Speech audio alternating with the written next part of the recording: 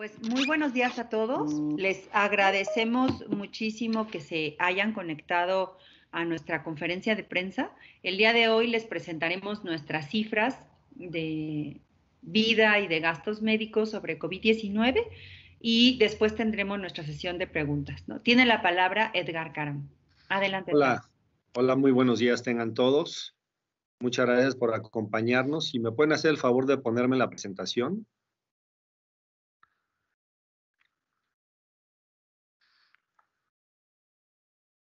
Muy bien, vamos a arrancar con las gráficas que hemos visto durante todas las semanas. El día de hoy tenemos, bueno, al día 15 de febrero, la semana pasada, hemos acumulado 26,630 casos que han presentado la enfermedad de COVID en atención hospitalaria, en donde hemos tenido ya un costo promedio de 431,000 pesos. Como podrán ver, ahí está la evolución semana tras semana, en donde no ha habido una bajada en la tendencia.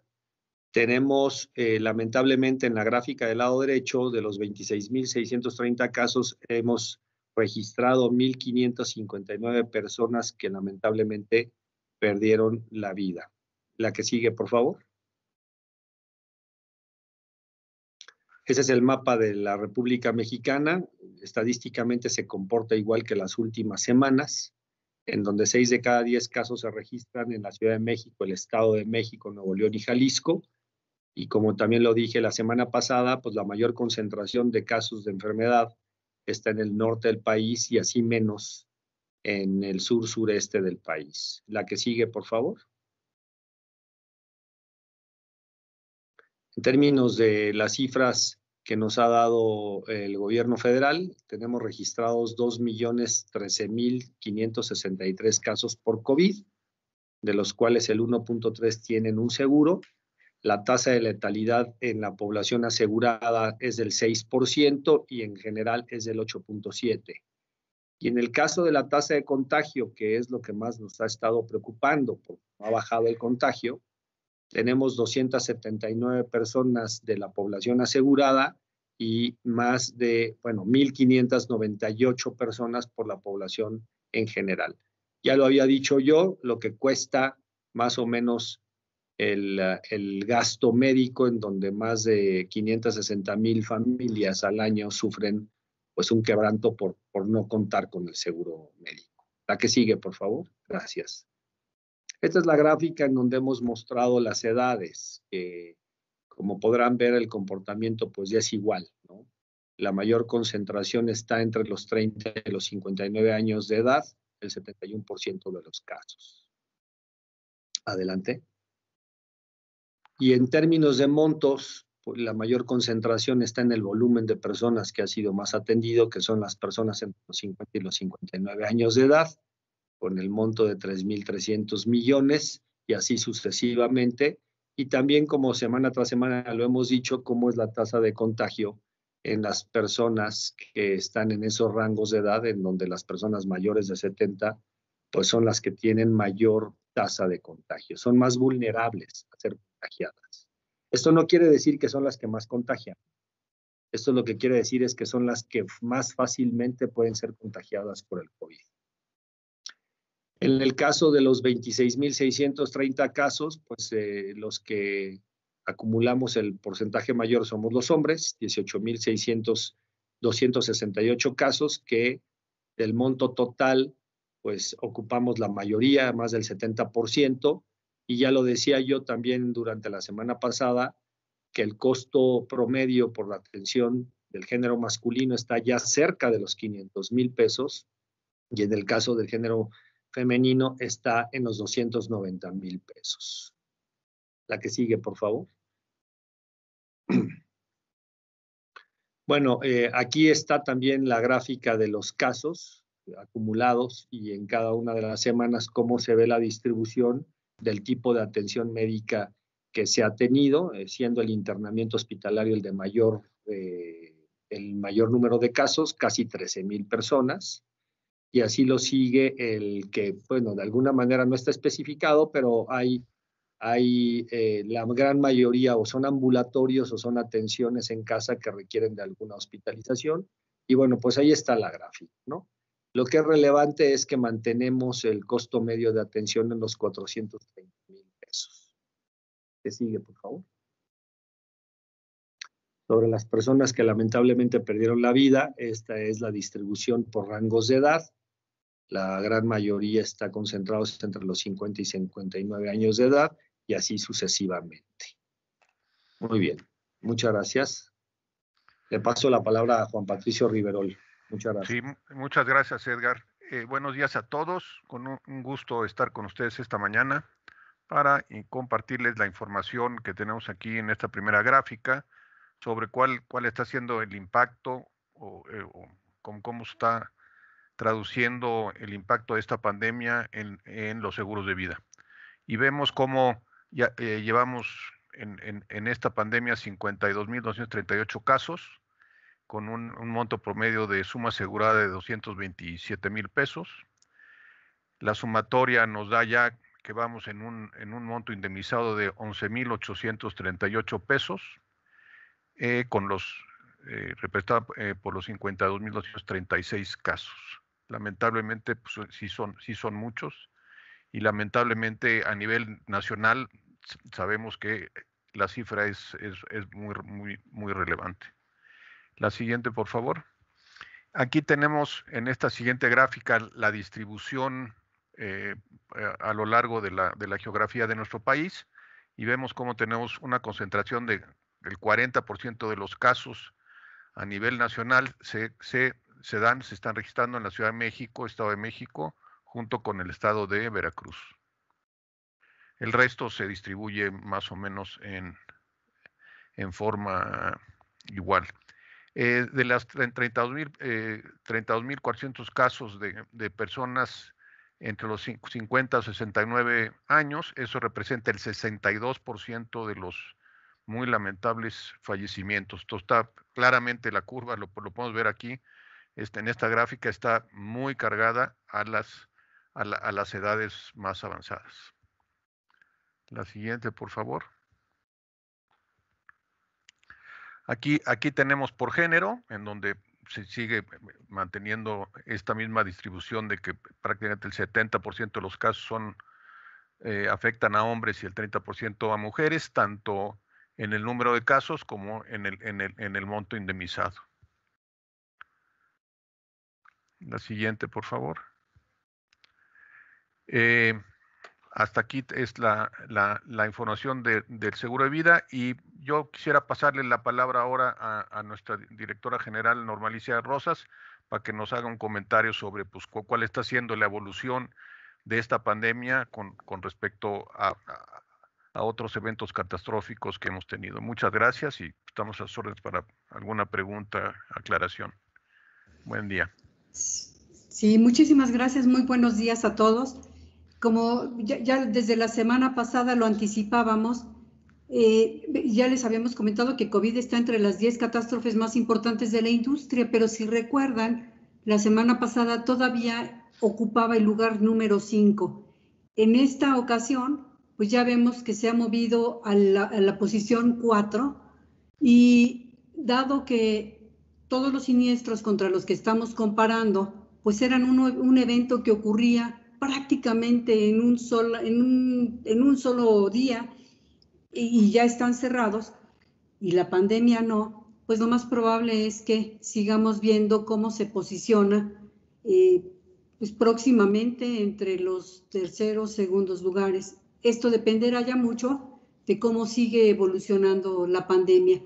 Entonces, bueno, pues nada más señalar que afortunadamente el sector es un sector que está bastante bien capitalizado y que puede seguir haciendo frente a todas las responsabilidades derivadas de la pandemia.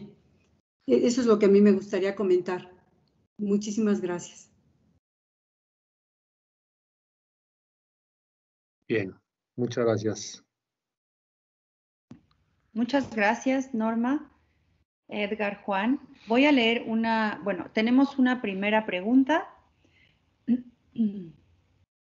de Luz Helena Marcos, de Expansión. Sí. Hola, ¿qué tal? Buen día a todos. Buenos La días. primera pregunta que tengo tiene que ver si ya tendremos la cifra de inflación médica al cierre del 2020. La segunda pregunta tiene que ver con las afectaciones en el suministro de energía en el norte. Ustedes, aseguradoras, reportaron, no sé, algún evento en el que los hospitales no pudieran atender a los pacientes, no sé, algo de este estilo. Y una segunda pregunta que ya no tiene que ver con el tema médico, pero que tiene que ver con lo que está pasando ahorita en el norte. ¿Ustedes tienen reporte de cuántas empresas en el norte van a hacer válido un seguro en sus empresas por las maquinarias que manejan? Muchas gracias.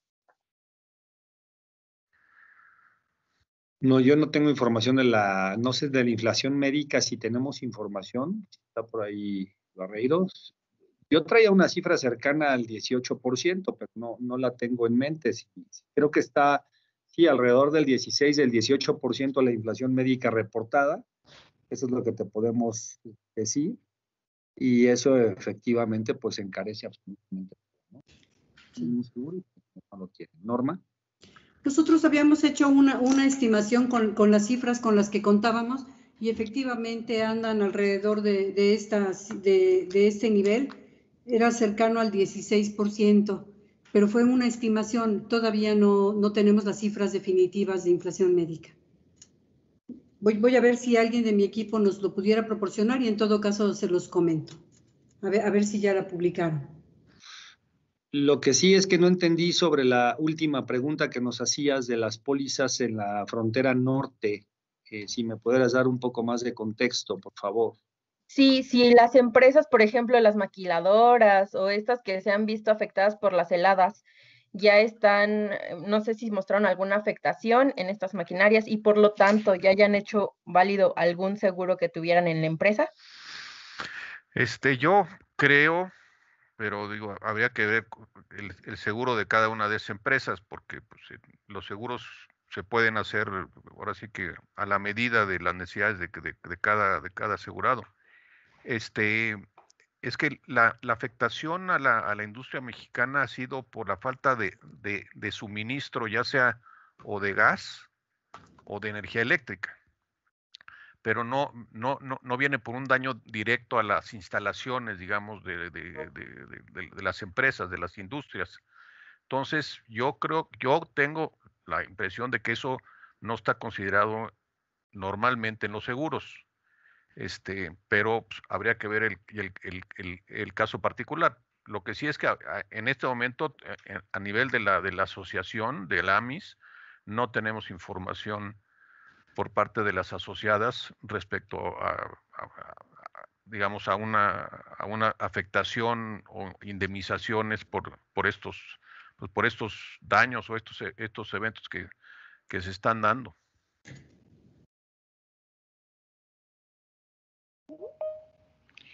Enrique Pardo, de TV Azteca.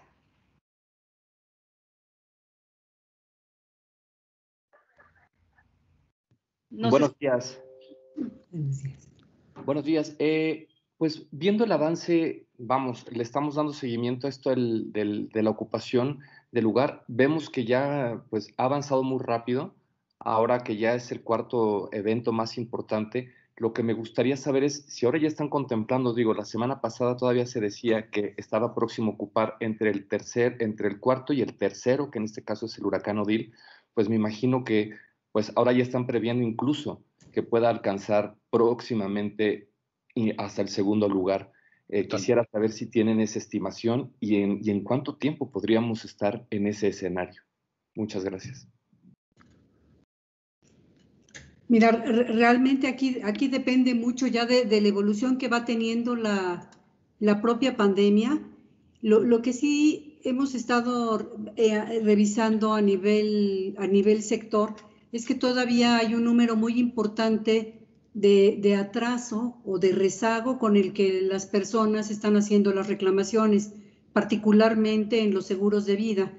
Entonces, todavía no podemos ver los efectos completos de todo lo que ocurrió en diciembre y en enero, que fueron meses muy, muy altos y también de muy alta nivel hospitalario con independencia de que también hubo muchos fallecimientos.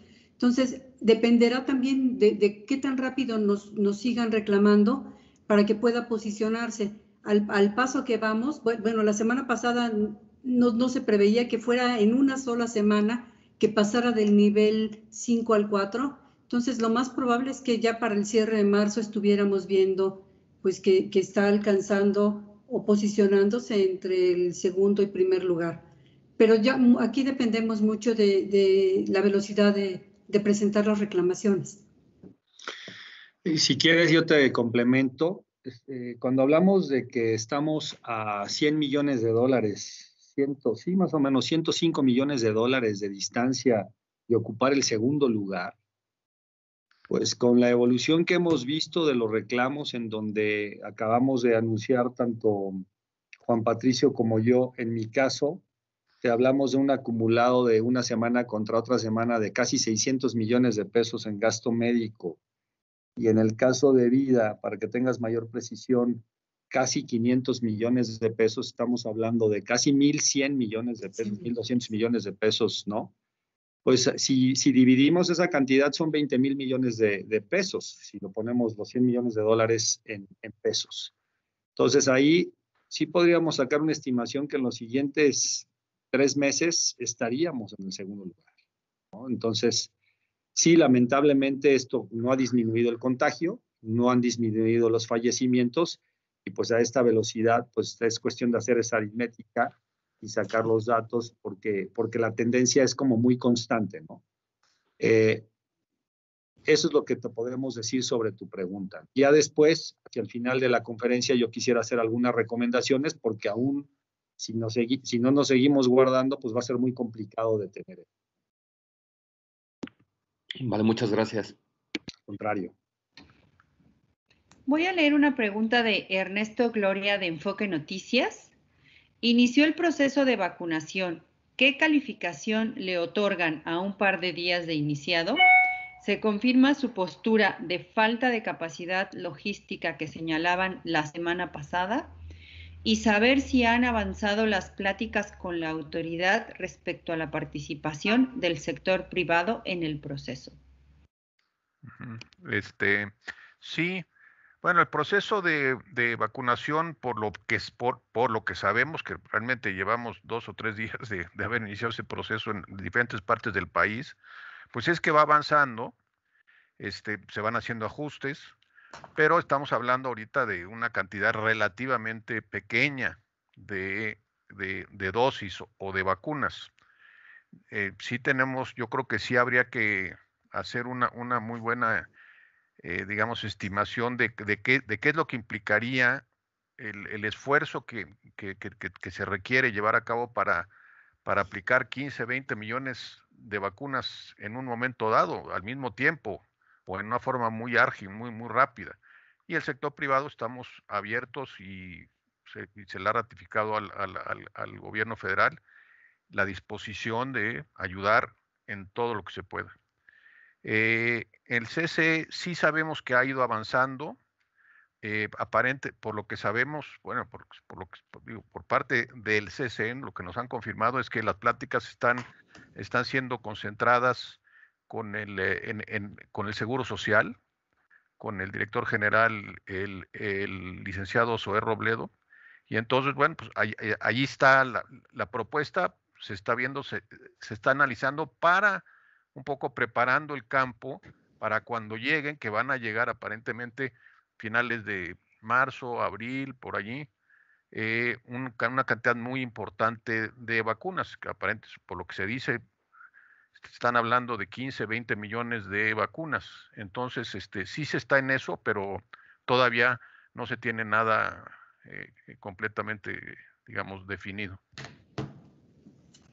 Sí, a lo mejor lo que valdría la pena comentar, como lo dice Juan Patricio, es que estamos nosotros trabajando de manera muy coordinada con el Consejo Coordinador Empresarial y en cuanto haya algún mecanismo de acción para poder cooperar con las autoridades, lo vamos a hacer y estamos en la mejor disposición de hacerlo.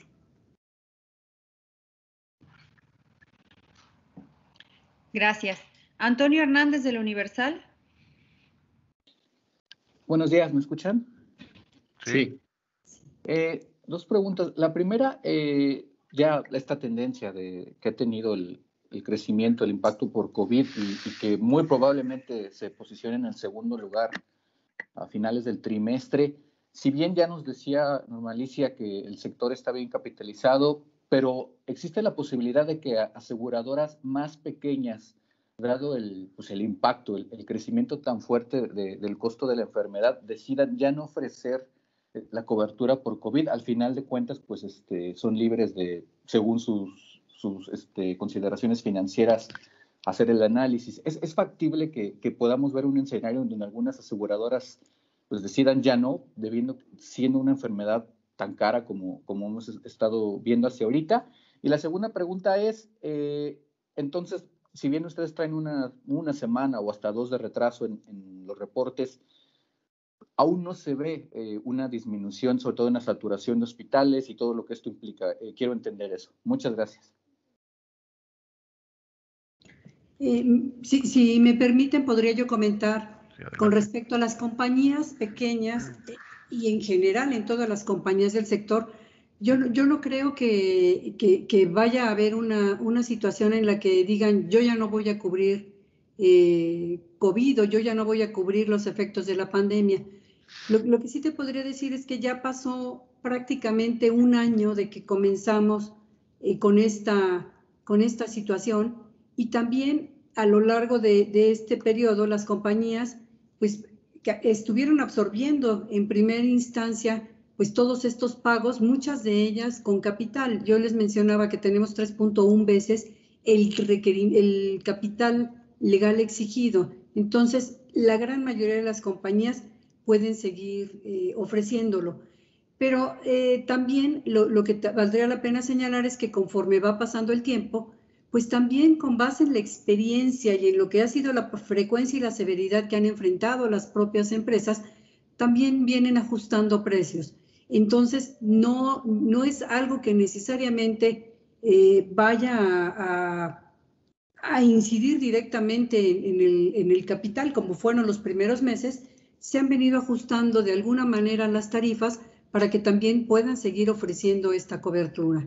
Eso es lo que te podría yo señalar con respecto a esta pregunta. No sé si alguno de ustedes quisiera. Con el tema del tema médico de la ocupación hospitalaria, que como tú sabes, nosotros estamos en constante comunicación con las distintas asociaciones, sigue habiendo cierta saturación. ¿Y por qué lo decimos así? Que aun cuando parece que es menos, sigue habiendo saturación. Es decir, que si uno, Dios no quiera, necesita ir, se va a encontrar con el problema de que hay una falta de atención inmediata. ¿Cuándo no la va a ver? Pues en el momento que uno asiste al hospital, si tiene la necesidad, y ahí en admisión te reciben y en presentación, pero todavía no estamos en esta situación porque el contagio sigue incrementándose y lo ves en la cifra. Entonces, creemos que puede ir disminuyendo con el tiempo, pero me das pie al comentario que iba a hacer hacia adelante. Se avecina la Semana Santa y la Semana de Pascua, y normalmente todos los mexicanos tomamos una decisión, algunos, en este caso no yo, tomamos la decisión de salir de paseo, y eso pues no es una muy buena idea, ¿no? Cada quien toma las decisiones que tenga que tomar, pero es muy importante que, dado que el contagio no ha disminuido, tomemos de verdad decisiones importantes en las familias y en las empresas de seguir guardándonos para que esto ya disminuya radicalmente.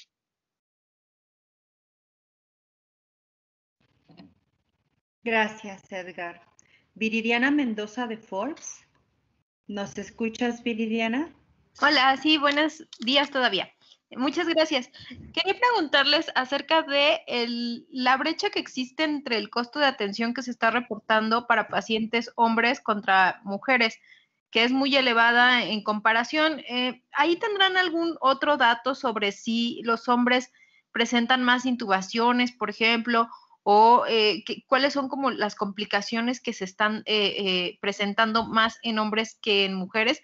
Esto sí me parece que es muy claro en cuanto a la estadística de que que las complicaciones sí se presentan más en hombres que en mujeres, pero no sé si tengan algún otro dato que nos pueda dar una luz de qué es lo que hace que la brecha sea tan alta en términos de qué procedimientos están teniendo los hombres y no así tanto las mujeres. Bueno, no soy médico, pero lo que sí te podría decir es que tú ya te lo contestaste sola. Los hombres hemos tenido o han requerido mayor atención hospitalaria en unidades de terapia intensiva, intubación, etcétera. Y esa es la razón por la cual se ve un incremento muy relevante. ¿Y por qué te hago el comentario de que no soy médico? Porque la vulnerabilidad en los hombres contra las mujeres pues es evidente. Es evidente y eso tiene que ver, ¿sí? Tiene que ser algún asunto en donde este tipo de enfermedades nos pega más a nosotros, los hombres. Pero cuando tú ves la atención médica y el tiempo de hospitalización de un hombre y el tiempo de hospitalización de una mujer, la recuperación de un hombre, la recuperación de una mujer es radicalmente distinta, casi el 50% de diferencia. Y por eso los costos varían por la cantidad de personas o frecuencias y por la severidad. Cuando hablas de frecuencia y severidad son conceptos de siniestros, pero es importante decirlo. La frecuencia es la cantidad de veces que ocurre y la severidad es el nivel de daño que tiene la persona. Y los hombres estamos presentando mayor frecuencia y mayor severidad desde el punto de vista del contrato de seguros. En términos fisiológicos o anatómicos, no, la verdad es que no soy yo el experto para poderlo contestar. Me parece que tu artículo se podría complementar con una entrevista con algún médico en donde podría él decir más por qué razón a un hombre le pega más que a una mujer, para que nosotros aquí no especulemos. ¿Y tienen el comparativo de los días de hospitalización de hombres contra mujeres? No, pero por los montos podríamos suponer que es la mitad, nada más por ver los montos, solamente por eso. Claro que una situación agravada, de hecho yo te lo podría compartir, y hace ya varios meses, cuando hablamos de uno de los casos antes de los 29 millones de pesos, hubo un caso de 26 millones de pesos, fue una mujer. Entonces, sí hay situaciones en las que, lamentablemente, si se agrava el asunto, pues van de igual a igual, ¿no? Pero en términos de recuperación en ambulatoria o de hospitalización de corta estancia, la recuperación de la mujer es más rápida. Muchas gracias. Al contrario. Mario Mendoza de Publimetro. ¿Nos escuchas, Mario? Sí, aquí estoy. Hola, buenos días. A mí Buenos días. me gustaría preguntarle a Norma, acaba de mencionar que han ido ajustando los precios para poder mantener las coberturas que tienen los asegurados o las personas que están interesadas en contratar un seguro. A mí me gustaría saber justamente en ese sentido en cuánto ha aumentado el costo de las primas y los montos asegurados si han cambiado de acuerdo a lo que han reportado durante la pandemia, el comportamiento que tienen, y si en este caso también, aprovechando esta parte de hombres y mujeres que tienen diferentes estancias o diferente tipo de atención, si hay alguna distinción cuando es un hombre o una mujer en materia de costos. Muchas gracias. Mira, realmente la información precisa no te la podría yo compartir porque esto ya es información que va generando cada una de las compañías con base en su propia experiencia. Y vaya, hay algunas compañías que podrían haberse visto mucho más afectadas, pero lo que sí te puedo yo de alguna manera garantizar es que siguiendo todos los métodos actuariales aprobados, y los métodos generalmente aceptados por la Asociación Internacional de Actuarios, lo que hacen es ver cuál fue la experiencia previa y pues también tratar de estimar hacia adelante si va a continuar esa experiencia o si perciben ellos que hay algún cambio, y entonces es con base en esto con lo que van haciendo las propias estimaciones de tarifas. En algunos casos, muy probablemente, y te lo puedo comentar, dependiendo también la mutualidad, si fue un grupo de personas que estaban muy expuestas al virus, entonces es probable que en esos casos sí haya habido un incremento específico, pero puede variar. Aquí uno de los grandes factores que debemos de tomar en cuenta también va a ser la inflación médica que se ha registrado, la inflación privada.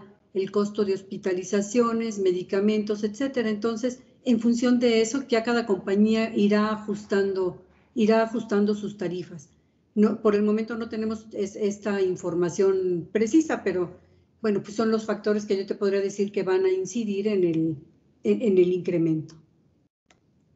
Oye, nada más una pregunta. Entonces, ¿podríamos señalar que de acuerdo a la inflación médica que mencionabas que puede llegar a 18%, eso sería un referente de lo que podrían estar incrementando los costos tomando en cuenta este dato y que ya el resto de las empresas estarían determinando de acuerdo a los factores que mencionaste?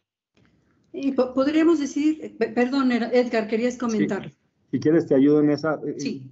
Eso es de la póliza de gastos médicos lo que nos estás preguntando, y efectivamente podría tener un porcentaje cercano o menor o mayor. ¿De qué va a depender? El factor de gastos médicos tiene que ver también con la edad y con los padecimientos del asegurado, y no directamente por COVID, porque aun cuando tiene este incremento la inflación médica, no es que sea la primera vez que tenemos inflaciones médicas tan grandes. O sea, la inflación médica también la hemos tenido antes de COVID.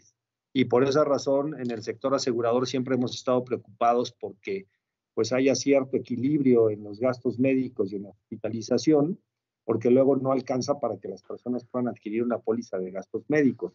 Pero te lo digo directamente, o sea, no es que sea la causa del incidente del COVID lo que haga que se incremente una póliza de gastos médicos mayores. Tiene que ver con el padecimiento del asegurado, tiene que ver con las exclusiones y tiene que ver con la edad de la. Perdón, Norma. No, perfecto. Muchas gracias. Al contrario. Octavio García, de W Radio. Gracias, buenos días. ¿Sí me escuchan? Sí. Bueno, mi pregunta va en el sentido de el grado de siniestralidad que podría alcanzar el COVID, ya como lo expusieron. Yo quisiera decirles si lo que les voy a comentar contribuiría a incentivar la dinámica de contagios y casos de COVID, pues las autoridades educativas están pidiendo o argumentándole a la nueva titular de la SEP que su mayor reto sería regresar a clases presenciales en semáforo amarillo. Yo les pregunto si ustedes consideran que esta dinámica incentivaría el número de contagios, ya que muchos alumnos pues se tendrían que transportar en transporte público para llegar a sus escuelas, y los maestros tendrían que atender, si no bien clases, dar asesorías, pero a un grupo de 40 alumnos máximo, y tendrían que estar ahí todo el día ante varios grupos. Esto han considerado organizaciones de padres de familias y de docentes, pues que llevaría a incentivar la dinámica de contagios. ¿Cuál es la percepción de ustedes? Gracias por su respuesta. Bueno, yo puedo dar mi punto de vista. Me parece que lo primero, y qué bueno que comentas esto, lo primero deberíamos estar preocupados todos por tener una mayor cantidad de personas vacunadas. En la medida que estemos más o seamos más las personas que alcancemos la vacuna, siempre va a ser mejor. No perdamos de vista que los pequeños, aunque en algunos casos sí ha habido situaciones dramáticas, los pequeños son personas que pueden contagiar a los mayores, y por eso es muy importante que las medidas que vaya a tomar la autoridad sea de muchísima protección tanto en el transporte colectivo como en las aulas. Es decir, si eso no llega a ocurrir y no disminuye el contagio, pues evidentemente vamos a tener tirados, así de sencillo. Entonces, por esa razón, creo que debe de acelerarse el proceso de vacunación y se tienen que tomar medidas muy importantes donde no haya exposición de los pequeños, porque aun cuando ellos son los que menos se enferman, son los que viven con los padres o con los abuelos y ellos pueden contagiar al padre o al abuelo. Y entonces tú ya viste las tasas de contagio en los mayores de 70 años. Entonces, por esa razón, independientemente de la postura del gobierno, es muy importante que las medidas de menor exposición, de salud, de sana distancia, pues continúen lo más que se pueda, hasta que tengamos un porcentaje muy elevado de vacunadas. No sé si mis compañeros quisieran comentar algo, complementarlo. No, totalmente de acuerdo. Yo creo que sí es un tema complejo, evidentemente, pero yo sí habría que ser muy cautos en esta idea de regresar. Yo sé de universidades, escuelas que no están planeando regresar inclusive el semestre que entra. Entonces, claro, sí, todo sujeto a ver cómo sigue avanzando esta pandemia. Y lo que dice Edgar es fundamental. ¿Y qué tan rápido se logra inocular a un porcentaje alto de la población? Y alto estamos hablando del 70-80%. Muchas gracias. Nada. Fernando Moctezuma de MBS. Muchas gracias, buenos días, ¿sí me escuchan? Sí. Gracias, son dos preguntas muy particulares. La primera es, se sabe que pues a raíz del confinamiento y demás, los índices de delincuencia bajaron.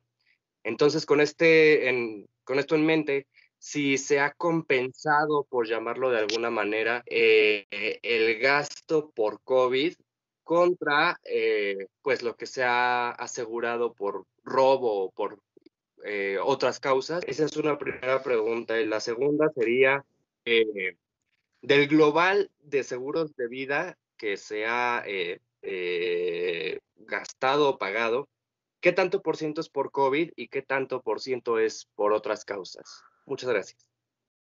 No, bueno, las cifras que les presentamos aquí de seguro de vida es seguro de vida fallecimiento por COVID. O sea, eso está identificado, no es seguro de vida en general. Para eso habría que agregar otra cifra de los fallecimientos por otras causas. Entonces, estas cifras son fallecimientos por COVID. Ahora, el dato que nos pregunta si la menos, digamos, siniestralidad en otros seguros, tipo los seguros de mercancías, de automóviles, etcétera, si a nivel industria estaría compensando la siniestralidad adicional en gastos médicos y vida. Yo no tengo ese dato ahorita. Te pediríamos mejor, creo que es interesante a nivel industria que lo calculemos en la asociación, pero no lo tenemos ahorita y para la reunión de la semana entrante pudiéramos tenerlo, alguna estimación, a ver cómo se ve. Está interesante tu pregunta.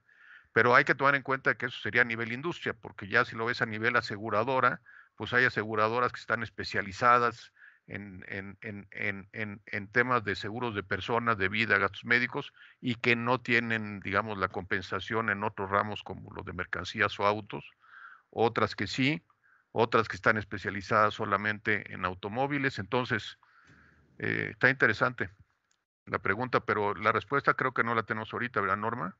No, estamos terminando de recibir la información de todas las compañías de seguros asociadas a AMIS y ya que tengamos esta información podemos hacer ese tipo de análisis. Sin embargo, lo que dices es muy cierto, Juan Patricio.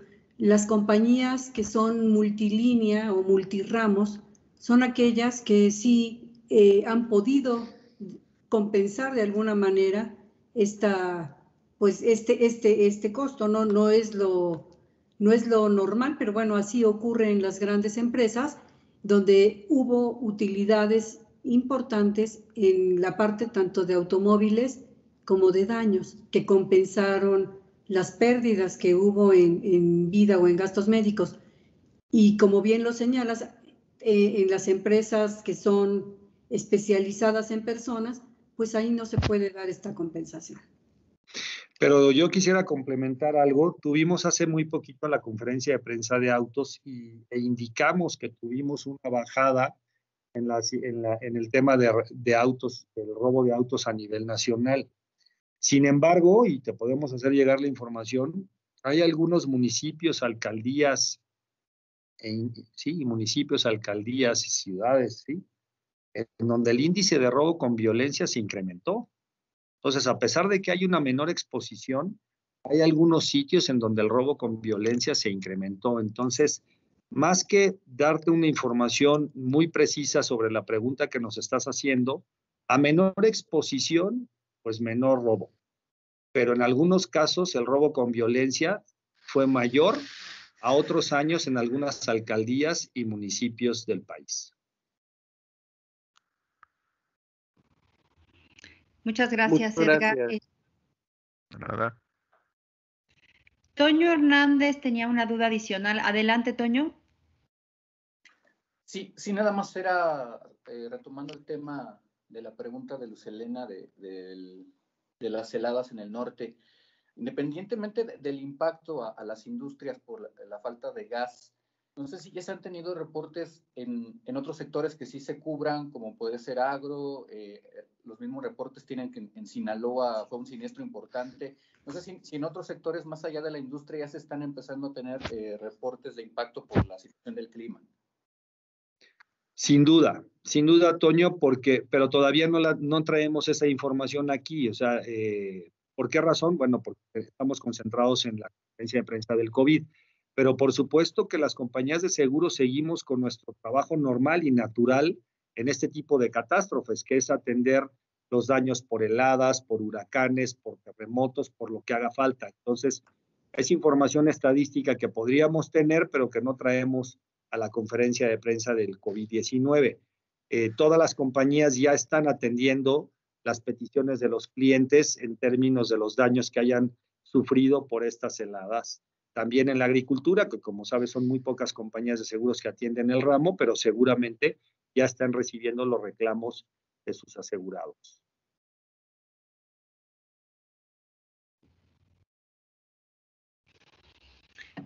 Muchas gracias, Edgar. Esa es la última pregunta que tenemos registrada. Los voceros quisieran, creo que Luz Helena Marcos. Luz Helena levantó la mano, sí.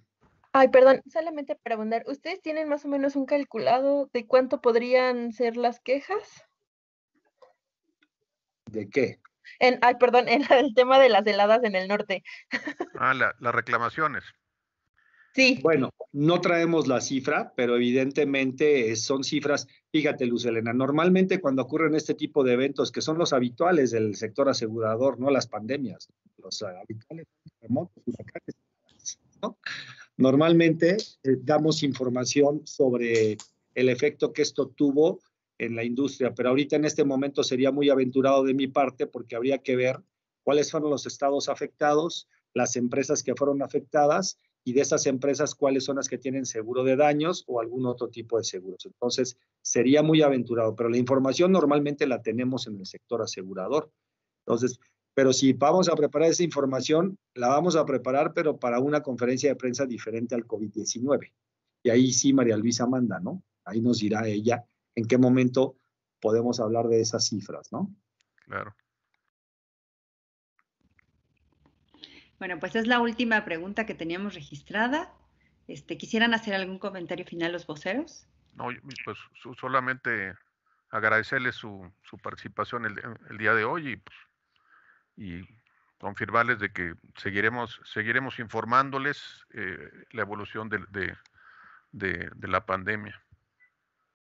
Solamente agradecer, igual que Juan Patricio, y ojalá que sigamos con el mensaje de seguir guardándonos y que no echemos campanas al vuelo, porque las estadísticas no dicen que haya bajado ni el contagio ni los fallecimientos. Así es que muchísimas gracias por su atención. Sí, bueno, no me queda más que agradecerles el que nos hayan acompañado en esta conferencia de prensa y bueno, síganse cuidando por favor mucho. Nos veremos la próxima semana. Gracias. Muchas gracias.